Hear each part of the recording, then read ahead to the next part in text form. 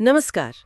आज हम कुछ बहुत दिलचस्प लेख और नोट्स देख रहे हैं जो आप लोगों ने भेजे हैं, और ये सब एक ही किताब के बारे में है, रिच डैड पुअर डैड।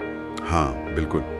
और इन सब में एक बात जो बार बार उभर कर आ रही है, वो ये कि हमारी जो आर्थिक सफलता है वो कहीं ना कहीं हमारी सोच से कितनी जुड़ी हुई है। सही कहा।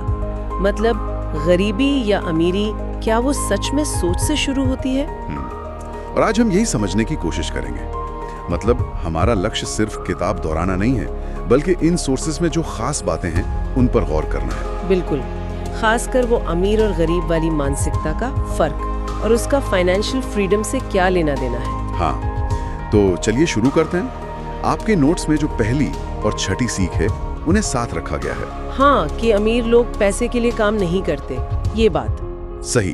वो नौकरी नहीं, मौके ढूंढते हैं।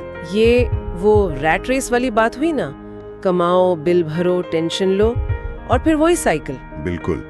और जो आपके भेजे मटेरियल में भी था कि नौकरी मतलब फाइनेंशियल सिक्योरिटी नहीं है, कम से कम हमेशा नहीं। तो फिर हल क्या है?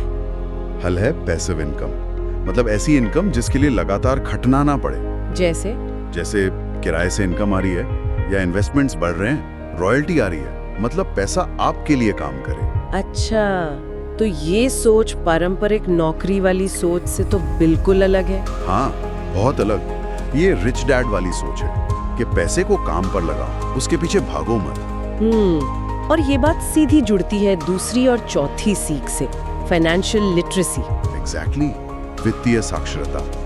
और ये सिर्फ किताबी ज्ञान नहीं है। हाँ, स्कूल हमें प्रोफेशनल तो बना देते हैं, पर पैसा मैनेज करना कहाँ सिखाते हैं? एसेट क्या है, लायबिलिटी क्या है, और कैश फ्लो, ये समझना बहुत जरूरी है। बिल्कुल, ये सब खुद ही सीखना पड़ता है। और आपके एक लेख में था कि ये जानना ही काफी नहीं, इसे एक स्किल की तरह डेवलप करना है। अच्छा, कैसे? मतलब रिच डैड वाली सोच क्या है? वो कैलकुलेटेड रिस्क लेने को कहती है, गलतियों से सीखने को कहती है, और लगातार अपना फाइनेंशियल नॉलेज बढ़ाते रहने पर जोर देती है। हाँ। ये एक एक्टिव प्रोसेस है, सिर्फ पढ़ लेना काफी नहीं। सही। और यहीं पर वो तीसरी सीख भी आ जाती है, एसेट बनाम लायबिलिटी। हाँ, ये तो बहुत ही क्रिटिकल है। आपके नोट्स में बड़े अच्छे उदाहरण थे। सीधी सी बात है, एसेट वो जो जेब में पैसा डाले, लायबिलिटी वो जो निकाले। बिल्कुल। जैसे वो गाड़ी वाला उदाहरण, महंगी गाड़ी ले ली, हम समझते हैं एसेट है, लेकिन उसकी तो वैल्यू कम हो रही है, और मेंटेनेंस का खर्चा अलग, तो वो लायबिलिटी बन गई असल में। जबकि कोई प्रॉपर्टी जिससे किराया आ रहा है वो एसेट है। ये फर्क समझना बहुत जरूरी है। और यहीं पर आती है पांचवी सीख, मानसिकता वाली। ये बहुत पावरफुल है। कौन सी?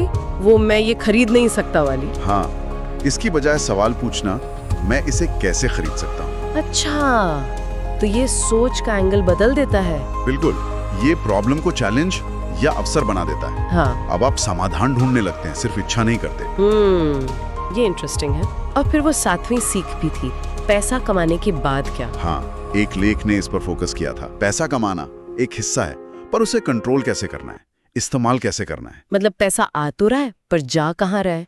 क्या वो सिर्फ आज के आराम, कंजम्पशन पर खर्च हो रहा है, या फिर उसे एसेट बनाने में लगाया जा रहा है, जिससे लॉन्ग टर्म ग्रोथ हो? ये सवाल अहम है। तो कुल मिलाकर इन सारे स्रोतों को देखें तो सार क्या निकलता है? सार यही है मेरे ख्याल से कि असली फर्क पैसे में नहीं, पैसे के प्रति आपकी सोच और उसे मैनेज करने के तरीके में है। रिच डैड और पुअर डैड की सोच का फर्क? हाँ? क्या पैसा आपका मालिक है या आप पैसे के? बिल्कुल। और ये सिर्फ कड़ी मेहनत की बात नहीं है, जैसा सोर्सेज भी कहते हैं। नहीं, स्मार्ट तरीके से सोचने की बात है। हाँ। और फिर उस सोच पर अमल करने की। सही कहा।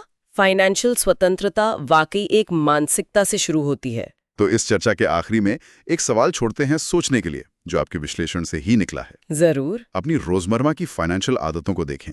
क्या वो आदतें आपको तात्कालिक आराम, कंफर्ट दे रही हैं, या फिर वो असल में आपकी संपत्ति बनाने और फाइनेंशियल ग्रोथ की तरफ ले जा रही हैं? ये सोचने वाली बात है। कंफर्ट या ग्रोथ? हाँ, इस पर सोचना दिलचस्प हो सकता है।